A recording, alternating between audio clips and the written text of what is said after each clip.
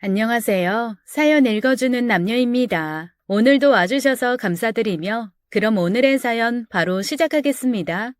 안녕하세요. 저는 40대 중반의 딸 둘 엄마입니다. 착한 남편과 일찌감치 결혼해 오순도순 살고 있어요. 요샌 딸아들 구별 없이 자식 낳죠. 저출산 시대라는데 결혼해서 자식까지 낳으면 그것만으로도 축복이고요. 하지만 제가 태어날 때만 해도 남녀차별은 여전히 남아 있었죠. 특히 우리 집에선 심했고 전 딸이라고 늘 찬밥 신세였어요. 어려서 봤던 드라마도 잊지 못하고 있네요. 탤런트 김희애 씨랑 최수종 씨가 나왔던 아들과 딸 기억나세요? 엄마 역할을 한 정혜선 씨 목소리가 여전히 기억나는데요. 딸인 후나미를 부를 땐 항상 화난 목소리였는데 아들인 귀나미를 부를 땐 그렇게 부드럽고 따뜻할 수 없었습니다. 그 드라마를 엄마는 참 좋아하셨어요. 전 그런 엄마를 이해할 수가 없었습니다. 제 눈엔 귀나미 후나미 엄마가 꼭 우리 엄마 같았거든요. 엄만 저를 꼭 후나미처럼 대하셨죠. 물론 오빤 귀하디 귀한 아들 귀남이었고요. 전 결혼해서 딸 둘을 낳았습니다. 남편 시부모님은 둘이면 됐다고 하는데 괜히 제가 미련이 남았어요.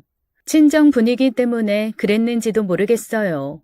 무조건 아들 하는 집에서 자라서 은연중에 저도 아들을 낳아야 한다는 강박관념이 있었나 봐요. 근데 남편이 그러더라고요. 자기야, 셋째 욕심을 왜 내? 우리 하은이 하빈이면 충분해. 선유와 나무꾼도 봐. 딱 둘만 낳고 끝냈잖아. 갑자기 웬 선녀와 나무꾼? 내가 선녀랑 결혼한 나무꾼이잖아. 난 아들 없어도 정말 괜찮아. 빈말 아니고 진심이야.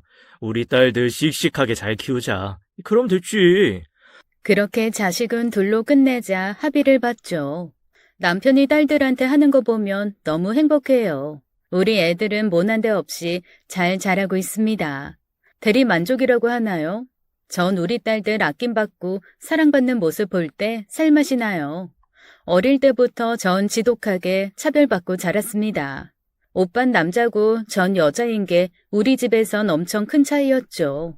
제가 원해서 딸로 태어난 게 아닌데도 엄만 절 대할 때 큰 잘못이라도 한 것처럼 그랬어요. 그나마 아빠는 절 챙기고 예뻐하셨죠. 아빠까지 절 구박했으면 일찌감치 삐뚤어졌을 것 같네요. 아빤 사업을 하셨고 친정집은 부유한 편이었어요. 그런데도 좋은 물건, 음식은 일단 오빠 차지였죠. 먹을 것 같고도 참 서러운 일 많았어요. 그래도 한 번씩 숨통이 트였습니다. 아빠는 가끔 저만 데리고 백화점에 가주셨거든요. 맛있는 것도 실컷 사주셨고 얘기도 많이 나눴죠. 우리 선에 이번에도 시험 잘 봤다며? 그럼 뭐해. 엄만 오빠 80점 맞았다고 속상해하는데 뭘. 나 때문에 오빠가 80점 맞은 게 말이 돼? 내가 100점 맞은 거랑 오빠가 80점 맞은 게 도대체 무슨 상관인지 모르겠어. 내가 오빠 오늘 뺏었대. 말도 안 돼. 그래. 아이, 그건 아빠가 봐도 말이 안 된다. 우리 선의 수학 100점 정말 잘했어. 자, 용돈. 사고 싶은 거 먹고 싶은 거 참지 말고. 알았어? 아, 이거 엄마한테 비밀이다. 아빠를 떠올리면 지금도 마음이 좋아요. 따뜻하고 너그러운 아빤 늘 오빠와 저에게 공평하셨죠. 밥상에서 엄마가 오빠 앞에만 굴비며 불고기를 놔도 아빤 꼭 제 몫을 챙겨주셨고 엄마를 나무라기도 했습니다. 여보, 아니, 너무 그러지 마. 당신이 아들만 너무 챙기는 거 딸한테도 안 좋지만 아들 선우한테도 안 좋아. 아, 애 성격 버린다고. 내가 뭘 어쨌다고 그래요? 선의 얘는 나무를 더 좋아해요. 애들 식성 따라 반찬 챙겨준 건데 별걸 다 트집이네요. 돌아가신 어머님 하신 말씀도 기억 안 나요? 선우 약굴로 태어났다고 튼튼하게 잘 키우라고 했잖아요. 선에는 말랐어도 강단이 있다고요. 선우야, 고기랑 밥해서 많이 먹어. 알았지? 선에 넌 웬일로 굴비에 손을 대냐?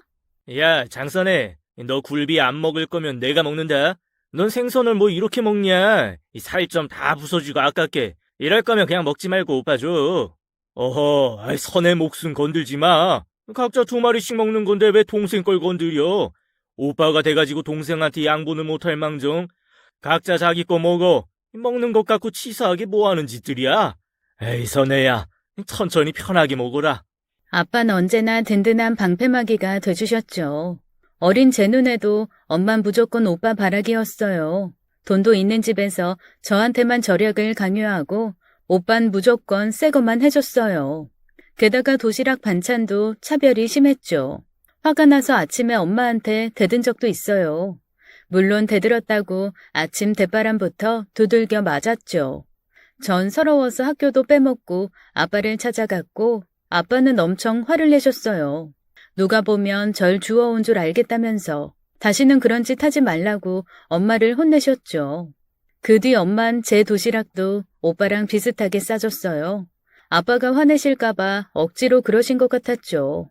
가장 서운했던 건 결혼할 때였습니다. 오빠 결혼하고 2년 뒤에 제가 결혼을 했는데 그때도 엄만 막무가내였어요. 오빠는 집 사주고 차 사주고 다 했는데 저한테는 정반대였죠. 오히려 저한테 모은 돈을 내놓고 가라고 하셨습니다. 아니 선혜 넌 직장생활 몇 년 했다고 홀랑 시집을 가버리냐? 모은 돈 다 혼수에 쓰고 시집 갈 때 가져갈 거니? 다른 딸들은 모은 돈 다 주고 간다던데 넌 보고 듣는 것도 없어? 정말 펄쩍 뜰 얘기였어요. 오빠는 취업도 늦어졌고 자기 돈은 한 푼도 안 들이고 장가갔습니다. 취업 준비를 오래 해서 아르바이트조차 해본 적이 없어요. 그런 오빠한텐 집 해주고 차까지 해주더니 저한텐 오히려 돈을 내놓으란 거였죠. 더구나 새언니한텐 얼마나 잘해줬는지 몰라요. 누가 보면 새언니가 딸이라고 할 정도로 패물이며 명품 가방까지 잘 챙겨줬거든요. 너무 기가 찼습니다. 엄마, 그런 게 어딨어. 오빤 장가갈 때 어떻게 해줬어? 집이고 차고 다 해줬잖아. 새언니한테도 패물이랑 가방 넘치게 해주고. 근데 왜 나한텐 돈을 달래? 나 대학도 장학금으로 다녔어. 회사 다니면서 알뜰히 모은 돈으로 결혼하겠다는데 무슨 돈을 내놓으래? 진짜 엄마 왜 그래? 어디서 오빠를 갖다 붙여? 남자 결혼이랑 여자 결혼이 같아? 요새 그런 게 어딨어. 엄만 TV도 안 봐? 딸이 대세야. 시대가 바뀌었다고. 게다가 엄만 친구 딸들이랑 저를 비교했어요. 저도 그 집들 속사정 다 아는데 그 이모들은 딸들도 대학에 유학까지 다 지원해주고 혼수까지 싹 다 해준 걸로 알고 있었습니다. 딸들이 친정 부모님께 고맙고 결혼해 나가는 게 서운하니까 마음으로 돈도 드리고 가전도 바꿔드리고 한 거였죠. 근데 알맹이는 쏙 빼고 그 이모들이 받은 것만 주장하니 정말 황당했어요. 그래도 식장에 엄마 없이 들어가긴 싫어서 결국 전 알겠다고 했습니다. 엄마 그러는 거 한두 해 겪는 것도 아니고 이번만 꼭 참고 넘어가자 했어요. 할부로 신혼가전 사면서 김치 냉장고랑 세탁기, TV도 친정 걸로 하나씩 더 주문했습니다. 엄만 현금 안 내놓고 간다고 뭐라고 하셨지만 그건 무리였어요.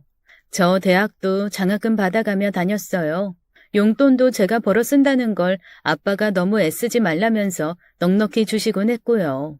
엄만 정말 저 편하게 키운 셈이에요. 진짜 제가 다 알아서 했죠.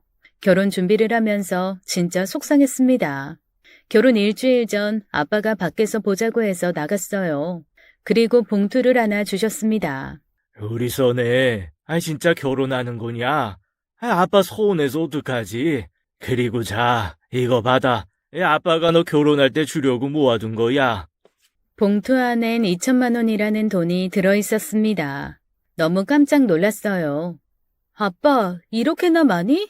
많긴 뭐가 많어. 더 해주고 싶었는데 그게 다야.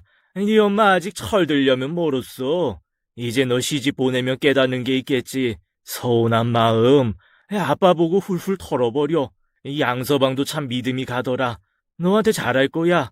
아빠 사람 보는 눈이 있잖아.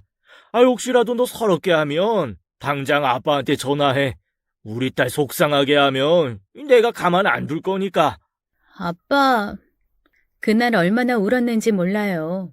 엄마 때문에 얼어붙은 마음이 아빠의 따뜻한 사랑에 싹 다 녹더라고요.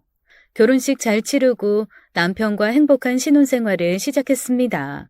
막상 집을 나와 둘이 사니까 너무 좋더라고요. 몰랐는데 엄마랑 살 때 스트레스가 상당했던 것 같아요. 남편이랑 오순도순 재밌게 사니까 살맛이 난달까요? 점점 살이 찌는 게 마음이 편해서인가 싶었는데 결혼한 지 6개월 만에 아기를 가졌습니다. 딸이었고 연년생으로 둘째까지 낳았어요. 그런데 우리 딸들 낳고 또 서러운 일이 벌어졌죠. 오빤 장가 가서 아들만 둘을 낳았어요. 엄만 조카들을 정말 물고 빨고 너무 예뻐하셨습니다. 제가 딸들을 데리고 가도 엄만 오로지 조카들만 챙겼죠. 너무 티나게 그래서 어이가 없을 정도였어요. 한 번은 설날에 이런 일도 있었습니다. 우리 민수 똑똑도 하지. 아빠 닮아서 책도 잘 읽고 영어도 잘하고. 아이고 기특해라. 우리 민호도 형이랑 똑같이 총명하죠? 생기긴 또 얼마나 잘생겼어. 니들 보고 있으면 안 먹어도 할머니 배가 부르다. 엄마, 하은이 하빈이 기다리잖아. 손녀들 세배도 받아야지. 응? 그랬냐? 나한텐 세배 안 해도 된다. 할아버지한테나 해. 민수야, 민호야, 할미랑 저기 백화점 갈까? 가서 장난감 살까? 진짜 해도 너무하더라고요. 엄만 역시나 오빠가 낳은 조카들만 예뻐했어요. 제가 낳은 딸들까지 차별을 하니 견딜 수가 없었습니다. 남편 보기도 창피하고 엄마가 너무 미웠어요. 그러다 제대로 폭발하게 된 일이 있었죠. 우리 둘째 돌잔치 때였습니다. 전 엄마가 조카들한테 해준 걸 다 알고 있었어요. 새언니가 자랑하는 걸 좋아하는데 엄마한테 받은 걸 다 알려줬거든요. 그러면서 이런 시어머니 없다고 칭찬을 하는 거였죠. 오빠네 아들 민수 민호한텐 돌반지 돌팔찌에 현금까지 넉넉히 주셨습니다. 게다가 애들 영어 유치원 원비까지 내주겠다고 약속하셨고요. 그런데 우리 큰애는 돌반지 하나가 전부였어요. 솔직히 둘째 때는 다르겠지 했지만 제 기대는 무참히 깨졌죠. 더구나 그 돌반지는 엄마가 아니라 아빠가 준비한 거였습니다. 아빠는 엄마가 조카들한테 해준 걸 모르고 계셨고요. 정말 속상해서 미칠 것만 같았습니다. 게다가 둘째 돌잔치 때 엄만 조카들이 칭얼거린다고 일찍 가버렸어요. 엄마, 벌써 가게? 시부모님도 아직 계신데 왜? 조금만 더 있다가요. 민수, 민호가 보채잖아. 사람 많은데 오래 있다가 아프면 어떡하니? 엄마, 여기 무슨 사람이 많아. 더 어린 돌쟁이도 잘만 있구만. 왜 자꾸만 가려고 해? 얘가 왜 이래? 네 아빠 있잖아. 내가 꼭 여기 있어야 돼? 민수, 민호, 감기 기운 있어서 가야 돼. 민수, 애미야, 이만 가자. 아가씨, 미안해요. 오늘 아침에 민수가 열이 나서. 그렇게 엄만 조카들이랑 집으로 갔고 전 시댁 식구들 앞에서 고개를 들 수가 없었습니다. 무엇보다 남편한테 정말 창피했어요. 시댁에서 저희 딸들은 정말 예쁨을 받았기 때문에 남편 눈에도 그 차이가 보였겠죠. 그날 밤 전 남편 앞에서 펑펑 울고 말았습니다. 남편은 말없이 절 안아줬어요. 제가 왜 우는지 굳이 말하지 않아도 남편은 다 알고 있었죠. 난 이제 한계라고 더 이상 엄마 보는 게 너무 힘들다고 말했습니다. 가족이랑 연을 끊는다는 거 나는 안 하고 못할 줄 알았는데 할 수 있을 것 같다고 그래야만 겠다면서 펑펑 울었어요. 남편도 그땐 아무 말 없었습니다. 제가 어떤 결정을 해도 따르겠다면서 절 다독였어요. 차별도 대물림이 될 줄은 몰랐습니다. 너무 답답하고 또 분했어요. 그날 밤 전 결심하게 됐죠. 엄마랑 연을 끊는 것까진 못해도 착한 딸 노릇은 안 하기로요. 평소 같으면 어제 잘 들어갔냐 안부 전화를 했겠지만 그것도 생략했어요. 남편은 제 눈치를 봤습니다. 장모님이랑 통화했어? 아니, 앞으로도 안 할 거야. 에이, 화 안 풀린 거야? 응, 앞으로도 웬만하면 안 풀려고. 그렇잖아. 엄만 한평생 오빠 바라기에다 민수 민호만 애지중지하는데 내가 거기 끼어들 필요가 뭐 있어? 사랑하는 사람들끼리 잘 살라고 해. 당신도 신경 꺼. 장인어른이 전화하셨던데 낮에 자기 괜찮냐고. 이따 전화 좀 드려봐. 걱정하셔. 그때 전 아빠와도 통화하기가 싫었어요. 아빠가 잘못한 건 없지만 친정 식구가 다 보기 싫었습니다. 딸이라는 이유로 차별받은 일들이 한꺼번에 떠올랐죠. 제가 연락을 안 하니까 아빠는 문자를 보내셨어요. 푹 쉬라고 돈도 보내주셨고요. 전 걱정 마시라는 문자만 드리고 말았습니다. 친정이 꼭 제 족쇄 같았어요. 이럴 거면 날 왜 낳았는지 나도 자식 낳고 살지만 오히려 더 이해가 안 됐죠. 우리 딸 하은이 하빈이를 보면 너무 사랑스러운데 단지 딸이라는 이유로 날 구박한 엄마와 그런 엄마를 방치한 아빠가 미웠어요. 오빠도 꼴 보기 싫었고요. 전 남편이랑 제주도로 여행을 떠났습니다. 탁 트인 바다랑 하늘을 보니까 답답한 마음도 풀리더라고요. 제주도에 다녀와선 시댁으로 갔고요. 어머님이랑 같이 저녁을 준비하는데 오빠한테 연락이 왔습니다. 너 어디야? 큰일 났다. 아이, 아버지가. 아빠가 왜? 왜 말을 못해, 오빠? 아버지, 에이, 돌아가셨어. 전 그대로 기절하고 말았습니다. 정신을 차려보니 시어머니가 제 얼굴에 찬물을 뿌리고 있었고 놀라서 우는 애들을 남편이 달래고 있었어요. 여보, 당장 가야 돼. 얼른 나 좀 일으켜줘. 아빠. 시댁에 애들을 놓고 남편과 전 서울로 달려갔죠. 하지만 전 아빠의 임종을 지키지 못했습니다. 아빤 공사 현장을 지나시다가 낙하물에 맞아 쓰러졌다 들었어요. 그때 아빠는 엄마랑 통화를 하며 걷고 계셨고 뭔가 떨어지는 소리, 아빠가 쓰러져 신음하는 소리 다 들으셨죠. 병원으로 옮겨진 아빠는 오래 버티지 못하고 숨을 거두고 말았습니다. 전 미친 듯이 아빠를 붙잡고 울었어요. 아빠, 이러는 게 어딨어. 거짓말이지? 눈 떠봐, 아빠. 나 선혜야. 아빠 딸 선혜라고. 이거 아니야. 아빠, 이건 아니야. 이렇게 가는 게 어딨어. 얼른 일어나 봐. 믿을 수 없는 아빠의 사고 소식은 그렇게 현실이 돼버렸습니다. 후회가 밀려와 견딜 수가 없었어요. 호인이었던 아버지의 장례식엔 조문객이 줄을 이었죠. 아버지의 친구분들도 오셔서 많이 애석해 하셨습니다. 그리고 제 손을 잡으며 이렇게 말씀하셨어요. 선혜, 너 알고 있냐? 네 아버지 툭하면 네 자랑을 했어. 이 야무지고 똑똑하다고. 자기 닮아 그릇이 크다고. 알고 있어? 몰랐던 사실이었습니다. 우리 아빤 생전 어디 가서 자식 자랑 안 하시는 분인 줄 알았어요. 그리고 또 한 가지 놀랄 만한 사실을 알게 됐죠. 아빠는 숨을 거두기 전 엄마한테 이렇게 말씀하셨대요. 저한테 잘하라고 딸 좀 잘 챙겨주라고요. 아빠와 마지막 통화는 녹음이 돼 있었어요. 엄마가 뭘 잘못 눌러 그렇게 된 거죠. 아빠의 생생한 육성을 저도 들을 수 있었습니다. 당신 그러면 못 써. 이 벌 받는다고.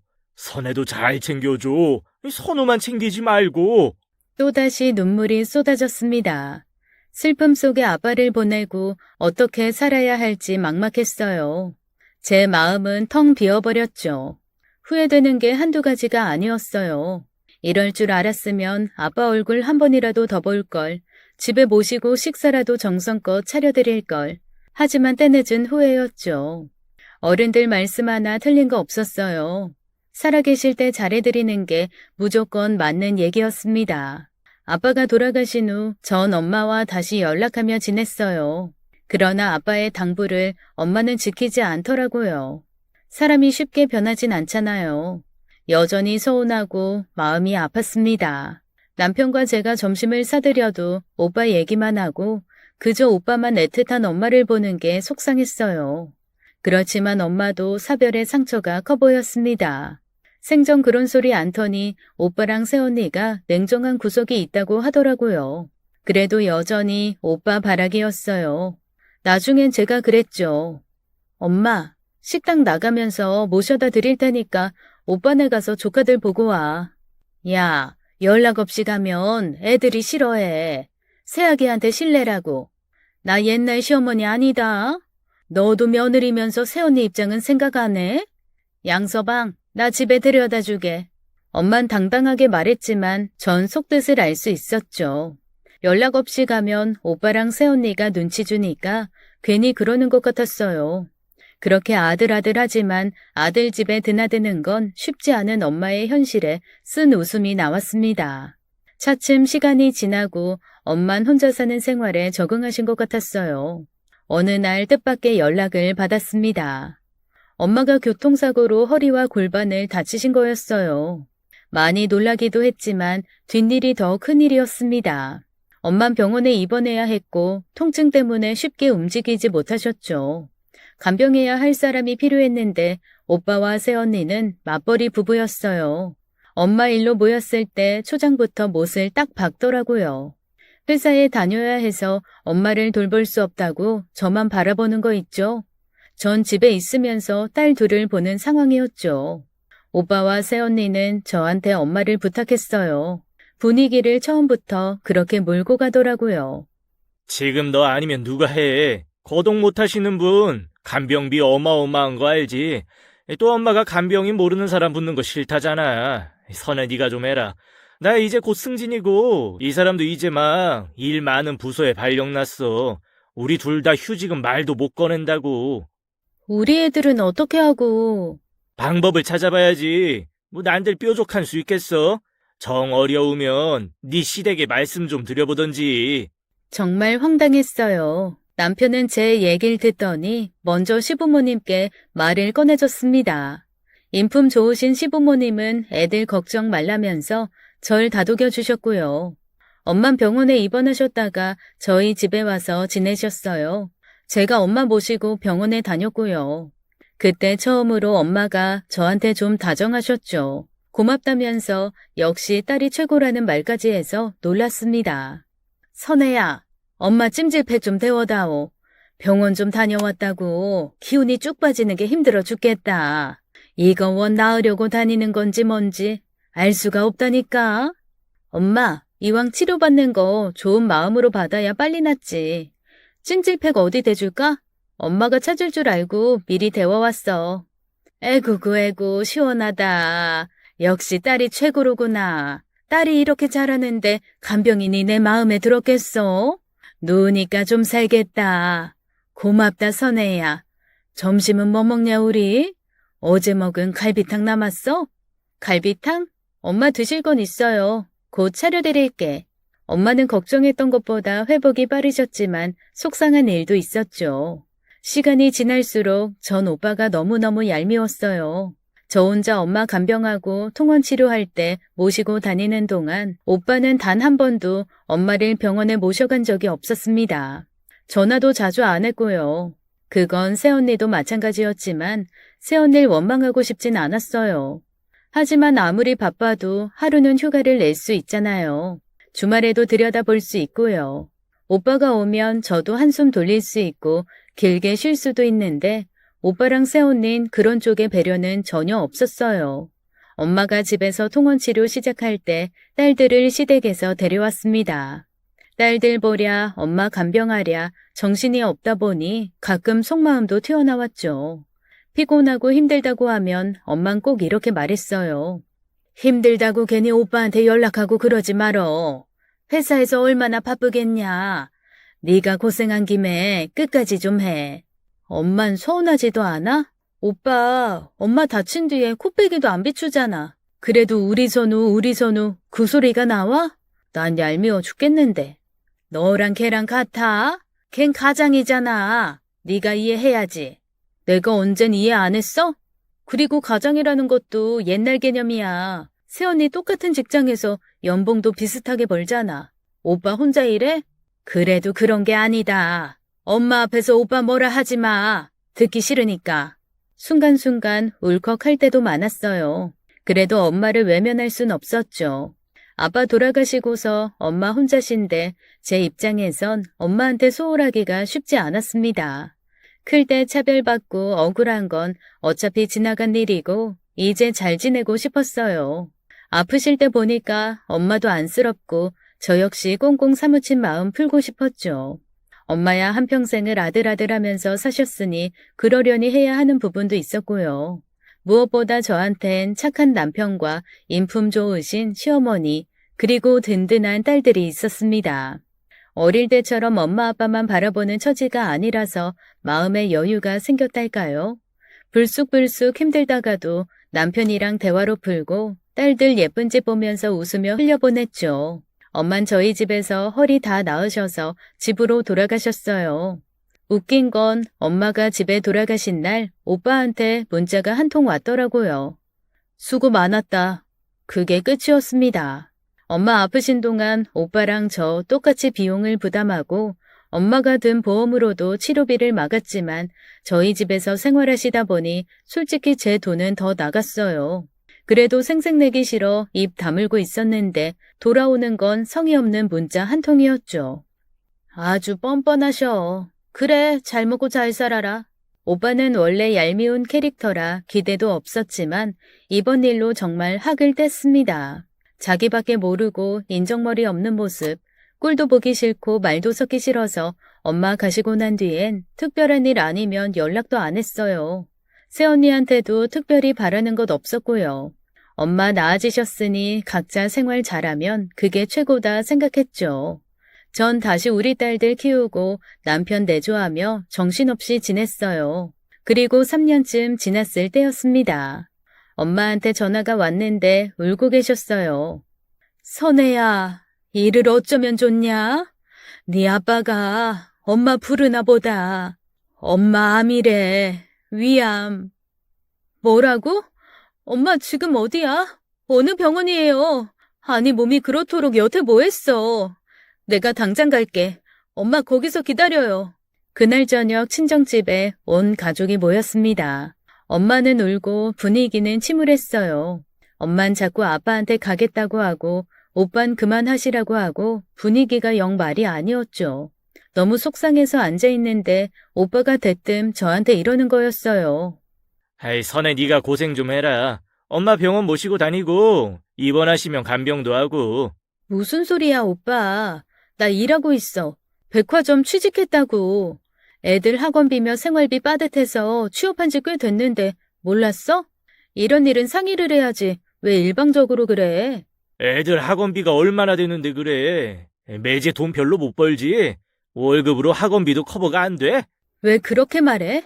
하은 아빠도 하지 말라는 걸 내가 우겨서 하는 거야. 왜 우리 남편 무시해? 오빠가 뭔데? 이번엔 번갈아 가면서 해. 나도 힘들어. 지난번에도 쉽지 않았고. 간병이 그렇게 쉬운 줄 알아? 다행히 남편이 없었기 망정이지 있었으면 싸움 날 뻔했습니다. 불난데 기름 붓는다고 엄마까지 한술 더 떴어요. 제가 백화점 알바하는 거 마음에 안 들었다면서 몸도 약한 애가 나가서 일은 왜 하냐고 타박을 하더라고요. 일 관두고 다시 간병하라고 그게 낫지 않냐고 하는데 말문이 막혔습니다. 새언니는 아예 손을 떼고 강 건너 불구경이었고요. 엄만 결국 화를 내셨습니다. 이럴 거면 니들 집에 가. 자식 애명 걸면 키운 거 다 소용없다. 엄마 간병하기 싫어서 너희 싸우는 거냐? 다들 집에 가라. 나 그냥 네 아버지 따라갈란다. 아이고 여보, 서러워서 못 살겠다. 억울해서 못 살겠어. 운전하고 오는데 황당하고 기가 찼어요. 물론 엄마가 암에 걸린 건 가슴 아픈 소식이었죠. 그렇지만 백화점 일 이제 막 적응해서 다니고 있었는데 그것도 아깝고 애들 아빠 보기도 민망했습니다. 이기적인 오빠가 너무 미웠어요.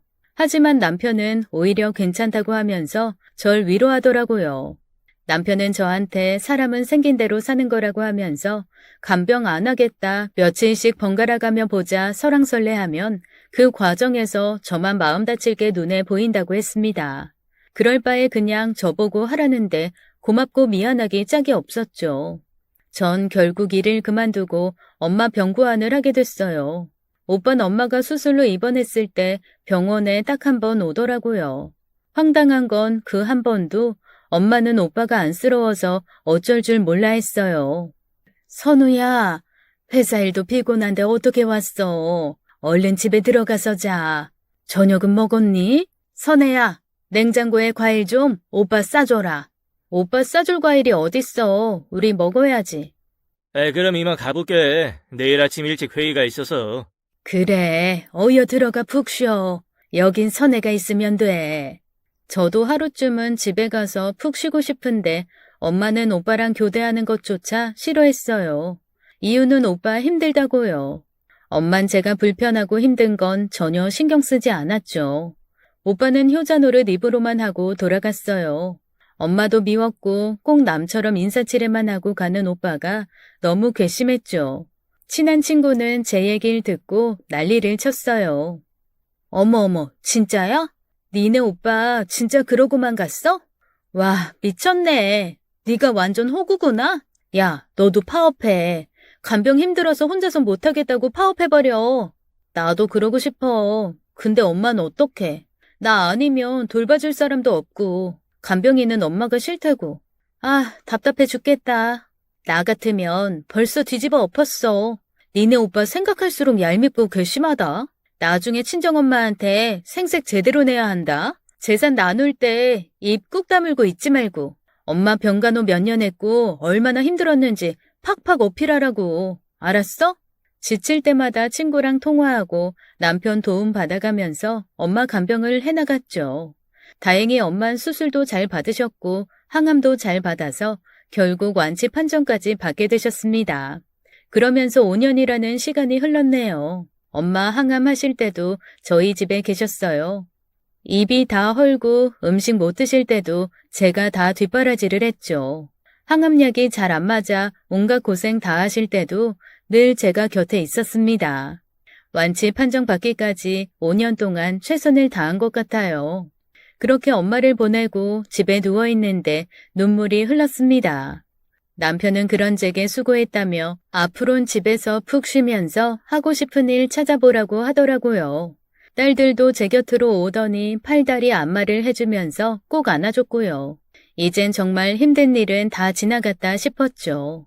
오빠랑도 통화했는데 그 인간은 여전히 변함이 없었습니다.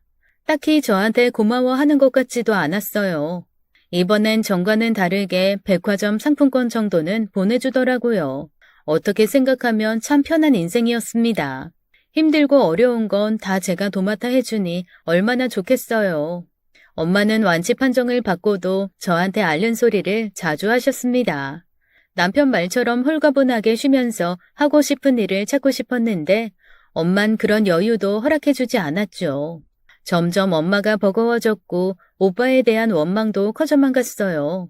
그리고 우리 남편에게 위기가 찾아왔습니다. 잘 다니던 직장에서 잘리게 된 거였어요. 사정이 안 좋아진 회사에서 구조조정을 하게 되면서 떨어져 나온 거였죠.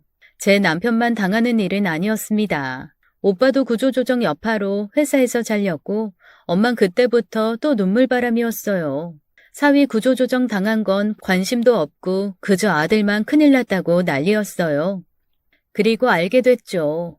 오빠에게 엄마가 매달 300씩 주기로 했다는 것을요. 엄마, 잠깐만. 지금 뭐라고 했어? 300? 이게 무슨 소리야?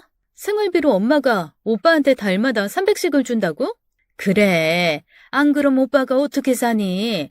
민수, 민호도 한참 가르쳐야 하는데 이렇게 줄 수 있어서 얼마나 다행인지 몰라.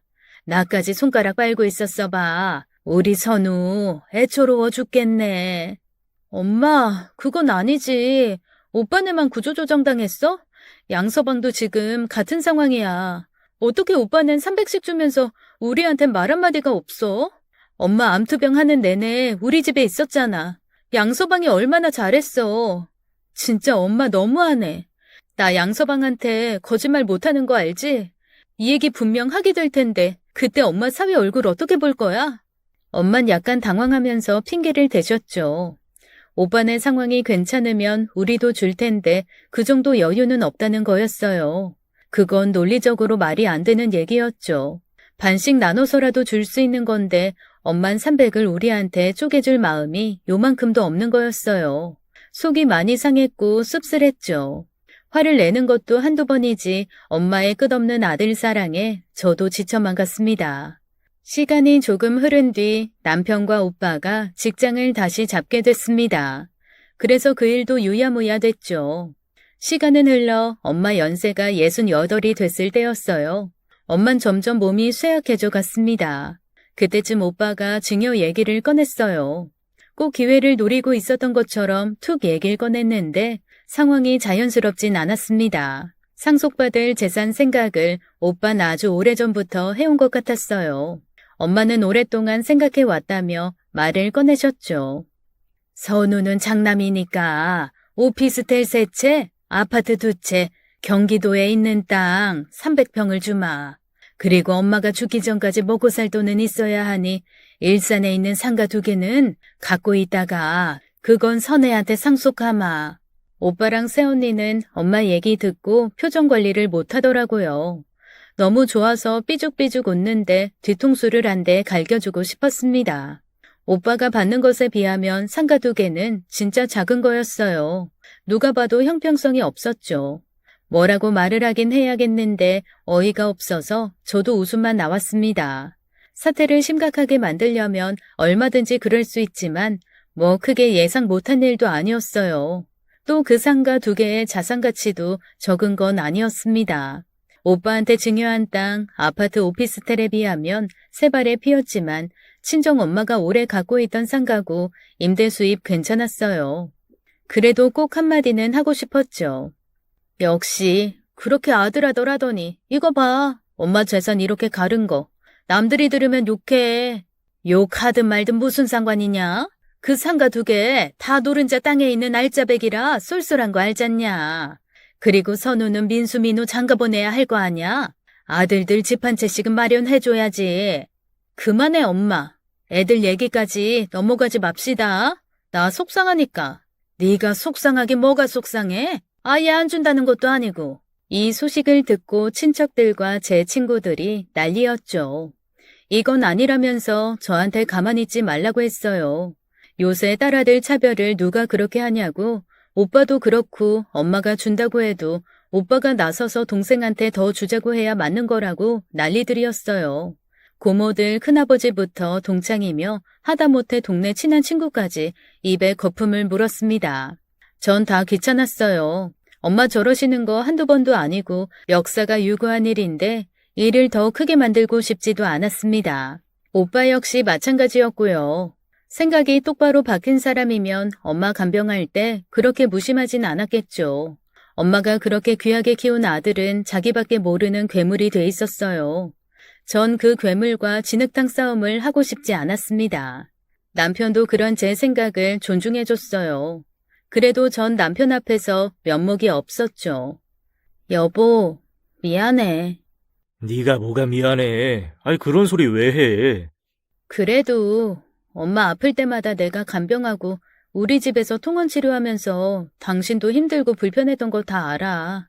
그 상가 받으면 당신 하고 싶은 거 해. 당구 좋아하니까 당구장을 차리던지. 암튼 노후에 당신 좋아하는 거 하면 어떨까? 아이고, 이 맹꽁이. 네 걸 왜 나한테 줘? 이건 내 몫이다 하고 나한테도 모른 척하고 있어야지. 착한 것도 병이다, 병. 그 이상한 증여 후에도 엄만 아플 때마다 저를 찾았죠. 저도 사람인지라 엄마를 보는 심정이 복잡했어요. 그래도 어쩝니까? 저 아니면 돌볼 사람이 없는데 무릎이 많이 아프시다고 해서 병원에 모시고 갔습니다. 의사 말로는 연골이 닳아서 인공관절 수술이 필요하다고 하더라고요. 오빠는 그러냐고 잘 받으시라고 하더니 감감무소식이었습니다. 관절 수술을 하는 동안 엄마는 저희 집에 계셨고 근처 병원에서 수술을 하셨어요. 집에서 회복하시면서 외래 있을 때마다 모시고 다녔습니다. 고맙다 선혜야. 이래서 딸이 있어야 돼. 늙어서 아플 때 돌봐주는 건 딸밖에 없다. 근데 오빠한텐 전화 왔니? 요새 부쩍 피곤해 보이던데 먼저 전화 오기 전에 연락하지 마라. 괜히 신경 쓴다. 엄마가 그렇게 좋아하는 아들 전화 한 통도 없었거든요. 꿈 좀 깨세요 어머니. 그때 전화벨이 울렸습니다. 웬일로 오빠가 전화를 했더라고요. 엄만 한박 웃음을 지으면서 전화를 받았습니다. 그리곤 이렇게 말씀하셨죠. 바쁜데 여기까지 뭐하러 와. 그럴 필요 없다. 수술 잘 끝났고 선혜가 다 해주고 있어. 그래. 넌 오늘은 일찍 집에 가니? 얼른 집에 가 쉬어라. 저녁 뜨뜻하게 먹고 일찍 자. 그래 끊는다. 자나깨나 아들 생각에 노심초사하는 엄마가 정말 불가사의할 정도였죠. 전 말 보태기도 싫어서 입 꾹 닫고 있었고요. 엄만 인공관절 수술 후에 재활운동을 다니셔야 했습니다. 일주일에 3번씩 병원에 방문해야 했죠. 늘 제가 모셔다 드렸는데 운전하는 중에 엄마가 전화를 받으셨어요. 내용을 들어보니 부동산인 것 같았습니다. 별 생각 없이 대화를 듣던 중 깜짝 놀라 브레이크를 밟았어요. 급하게 밟은 탓에 엄마가 뒤에서 소리를 지르셨죠. 멘탈이 나간 저는 안전한 곳에 차를 대고 엄마한테 물었습니다. 엄마, 지금 뭐라고 했어? 상가 주인이 누구로 바뀌어? 아니, 네가 잘못 들은 거야. 왜 그래? 아무 일도 아니다. 얼른 운전해. 병원 가야지. 재활 시간에 늦을라. 아니, 그러니까 엄마가 끝까지 갖고 있다가 나 주겠다고 한 그 상가 2개를 오빠한테 넘겼다고? 그게 사실이야? 엄마한테 걸려온 전화는 부동산 업자한테 온 거였어요. 친정엄마의 상가 임대를 맡아서 해주던 사람인데 세입자 관련해서 물어볼 게 있다고 엄마에게 전화를 한 거였습니다. 그런데 엄마가 이렇게 말하는 거였어요. 상가 주인 오빠로 바뀌었고 전화번호 알려줄 테니 그쪽이랑 통화하라는 내용이었죠. 그게 사실이라면 엄만 오빠에게 그 많은 재산 다 주고 제 몫으로 한다던 상가 2개까지 오빠한테 싹 다 넘긴 거였습니다. 저한테 말 한마디 없이요. 어떻게 그럴 수가 있어? 그건 나한테 주기로 했잖아. 오빠랑 내 앞에서 약속했잖아. 근데 나 모르게 오빠를 홀랑 줘버려?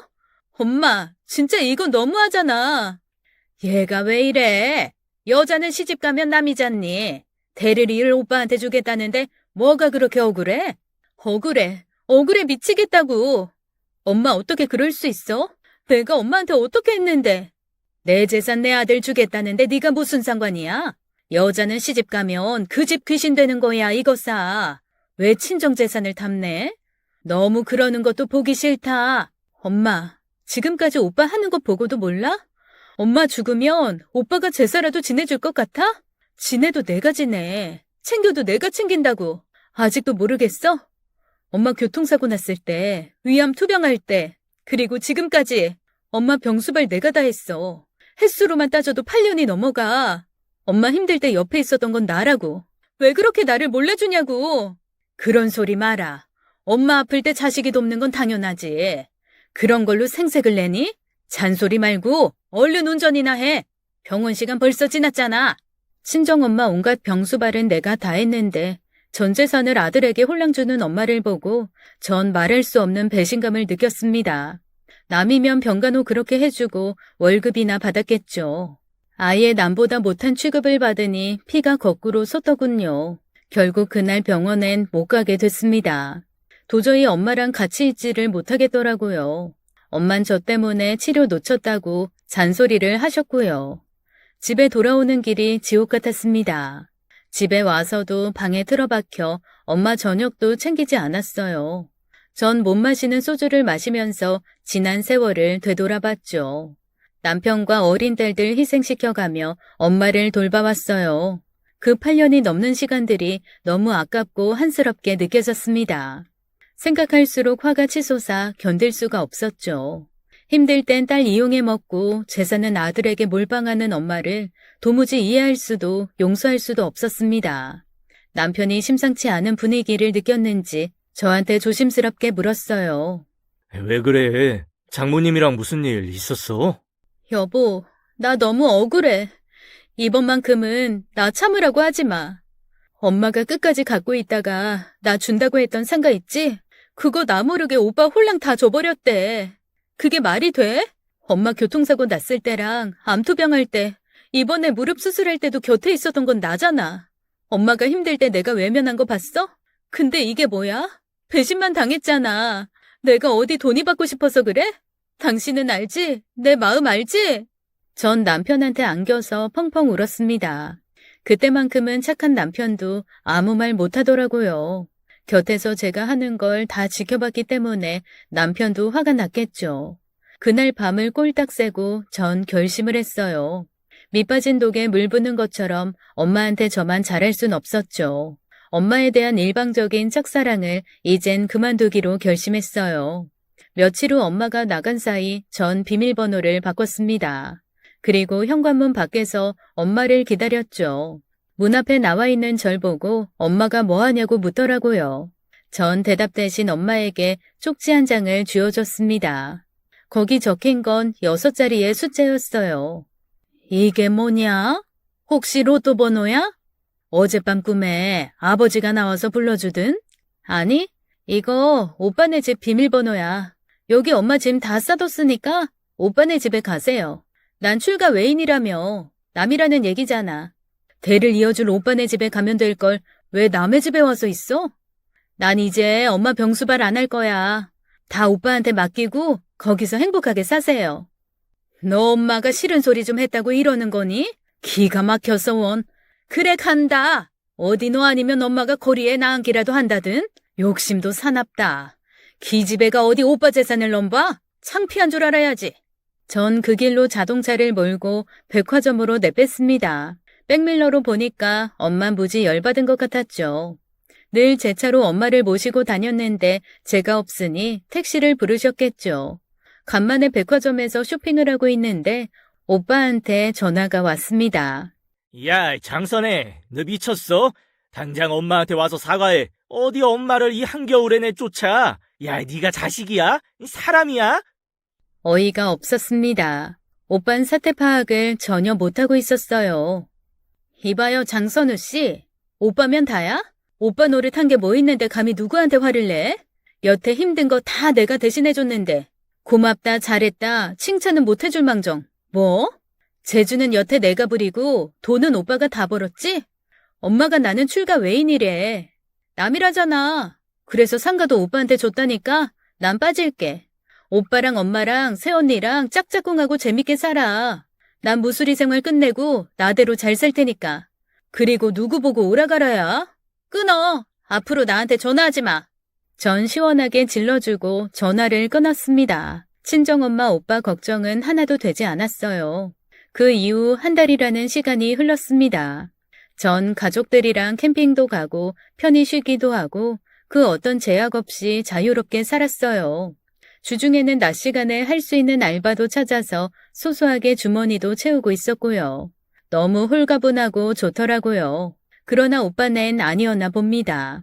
한 달이 지나고 새언니한테 전화가 왔어요. 전화 받을 때부터 앓는 소리를 하더라고요. 아가씨, 잘 지냈어요? 너무너무 잘 지내고 있는데 웬일이에요? 아가씨, 저랑 민수 아빠가 좀 힘드네요. 어머니가 많이 울적해하세요. 우리 집에서 지내시는 게 별로신가 봐요. 애들도 밤이나 돼야 들어오고 오빠나 저나 회사 일이 바쁘잖아요. 아가씨가 어머님 모시고 가시면 안 돼요? 언니, 무슨 말씀이세요? 그러면 저 큰일 나요. 엄마가 전 남이라고 했거든요. 어디 남이 멀쩡하게 아들 있는 할머니를 데리고 와요? 그게 말이 돼요? 딸이 간병을 지극정성으로 했어도 남이라고 재산은 홀랑 아들 줘버리는데 제가 지금 와서 왜요? 말이 안 되는 얘기를 왜 그렇게 정성스럽게 하세요? 그건 진심이 아니실 거예요. 딸을 왜 남이라고 생각하시겠어요? 며칠 전에도 그러시더라고요. 선혜는 안 그랬다고 우리 딸은 뭐 잘한다, 저녁으로 뭘 잘 준다 그러셨어요. 자꾸 아가씨만 찾으세요. 그럼 까놓고 물어봅시다. 만약에 내가 엄마 모시면 상가 2개 증여받은 거 다시 돌려줄 수 있어요? 애초에 엄마가 나한테 주기로 한 거 돌려줄 수 있냐고요. 그건 법적으로 정리가 다 끝나서 그건 곤란하죠, 아가씨. 아니나 다를까 새언닌 증여받은 상가 얘기가 나오니까 법이 어쩌고 저쩌고 하면서 입을 싹 닫더라고요. 전 신경질이 나서 전화를 끊어버렸어요. 그리고 한 달 뒤 이사까지 했습니다. 친정 엄마를 오빠에게 보낸 뒤 부동산에 바로 집을 내놨거든요. 새로 이사간 집에서 속 편하게 지내고 있는데 하루는 전화가 미친 듯이 오더라고요. 받기 싫어서 놔뒀더니 전화기에 불이 났습니다. 오빠와 새언니였어요. 받을까 말까 하다가 받았더니 둘이 난리가 났더라고요. 선혜야, 이사를 가면 간다고 말을 해야지. 여보, 나 좀 바꿔봐. 아가씨, 이사 어디로 가신 거예요? 집들이 안 하세요? 새 집으로 이사하셨는데 선물이라도 사가야죠. 속이 뻔히 보이는 속셈에 전 기가 찼습니다. 새 주소를 알면 동의도 없이 엄마를 보내게 분명했어요. 좋은 마음으로 엄마 모실 땐 전화 한 통 없더니 자기들이 모시려니 힘들었겠죠. 여자는 시집 가면 남인데 무슨 관심이 그렇게 많아요? 왜요? 주소 알려주면 엄마 보내게요? 한 재산 마련해준 소중한 엄마를 왜 우리 집에 보내요? 오순도순 잘 모시고 살지. 다시는 연락하지 말아요. 전화번호도 바꿔버릴 테니까. 열받은 오빠가 저한테 독하다느니 모질다느니 막 욕을 하더라고요. 그러거나 말거나 전 그들과 연을 끊기로 작정했습니다. 그날 오후 엄마한테 전화가 왔어요. 오늘까지만 받자 하고 통화 버튼을 눌렀는데 다짜고짜 욕이 쏟아지더라고요. 내가 뭘 그렇게 잘못했나 싶어서 부하가 치밀었죠. 나 대가 바라고 엄마 간병한 거 아니야. 엄마 교통사고 나서 허리 다쳤을 때도 암투병 할 때도 무릎 수술할 때도 힘은 들어도 마음으로 다 했어. 그뿐이야? 엄마 울적할 때도 옆에 있어준 건 나였잖아. 근데 엄마 마음엔 오빠밖에 없어. 나한테 고마운 건 요만큼도 없고. 출가 외인이라며 남이라며. 근데 남한테 왜 욕을 해? 엄마 지극정성 보살핀 딸한테 왜 욕을 하냐고. 나 독해진 거? 다 엄마랑 오빠 탓이야. 내가 처음부터 이랬어? 처음부터 이랬냐고. 다시는 전화하지 마세요. 너무 지긋지긋해서 전화번호도 바꿔버리고 가족들이랑 연을 끊었어요. 딸은 자식 취급도 안 하고 이용만 하는 엄마가 너무 미웠습니다. 그리고 며칠 후 남편이 녹음된 엄마 목소리를 들려줬어요. 남편까지 전화를 안 받으니까 엄마가 핸드폰에 녹음을 남긴 거였죠. 새언니 음식 솜씨가 꽝이다. 아들이라고 하나 있는 게 매정하다. 손주 녀석들도 통할미방에 들어오지 않는다며 신세 한탄하는 내용이었습니다. 그리고 제 반찬이 그립다는 얘기까지 하셨어요. 그냥 헛웃음이 나왔습니다. 있을 때 잘하라는 말 있잖아요. 엄마 이빨 안 좋으니까 부드럽게 드시라고 두부 요리를 잘 해드렸었거든요. 새우젓 넣고 두부찌개를 해드리면 잘 드셨는데 그런 식사도 이젠 끝이었죠. 엄만 세상에 혈육 많지도 않고 둘인데 화해하라고 오빠한테 준 상가에 대해서도 다시 얘기해보자 하는데 한 번 속지 두 번 속나요? 전 녹음된 내용을 지우고 남편한테 부탁했어요. 불편하더라도 핸드폰 번호 바꾸는 게 어떻겠냐고요. 남편은 알겠다고 했고 그 뒤로 오빠나 새언니, 엄마와는 연락이 끊겼습니다. 노력한 일에 인정받고 싶은 건 누구나 마찬가지잖아요. 제 선한 마음을 엄마와 오빠는 이용만 했네요. 전엔 가족이라고 장점도 보였는데 지금은 그들만 떠올리면 놀부만 생각납니다. 흥부 따라한다고 제비다리 부러뜨리고 자기들끼리 깨춤추다가 박에서 나온 똥에 빠지잖아요. 딱 그 짝이었죠. 전 이제 아빠 기일만 챙깁니다. 아빠가 오래 사셨더라면 이런 일도 없었을 텐데 마음 한편이 시리고 서러웠죠. 그럴 때마다 아빠의 녹음된 목소리를 듣게 되네요. 선혜도 잘 챙겨줘. 이 선우만 챙기지 말고. 전 아빠한테 마음으로 편지를 썼습니다. 아빠, 나 할 만큼 했어. 그치? 나 혼내지 않을 거지? 엄마랑 오빠한테 시간 좀 주려고. 내가 얼마나 소중한 존재인지, 얼마나 많은 노력을 해왔는지 두 사람도 알아야지. 아빠도 그렇게 생각하지? 앞으로 더는 예전처럼 살지 않으려고요. 누가 됐든 내 삶, 내 가족들 평화 방해하면 확실하게 선 긋고 살아가려 합니다. 그동안 전 깨진 독에 열심히 물을 붓고 있었네요. 탓하는 것도 그만하고 이젠 제 삶에 집중하려고 해요. 남편이 늘 말했던 것처럼 하고 싶은 거 실컷 하고 좋아하는 취미 생활도 하려고요. 고백하자면 요새 복싱을 배우고 있습니다. 속이 시원해지는 운동 뭐 없을까 찾다가 하게 됐어요. 글러브 끼고 샌드백 두드리다 보면 속이 다 후련해지네요. 이제 당당하게 살면서 노후를 준비하고 싶어요. 야무진 우리 딸들이랑 착한 남편, 인품 좋은 시부모님 믿고 저 당당하게 살아가도 되겠죠? 제 사연은 여기까지입니다. 긴 이야기 들어주셔서 감사해요. 지금까지 사연 읽어주는 남녀였습니다. 끝까지 함께 해주신 여러분 감사드리며 저희는 다음 사연으로 돌아올게요. 감사합니다.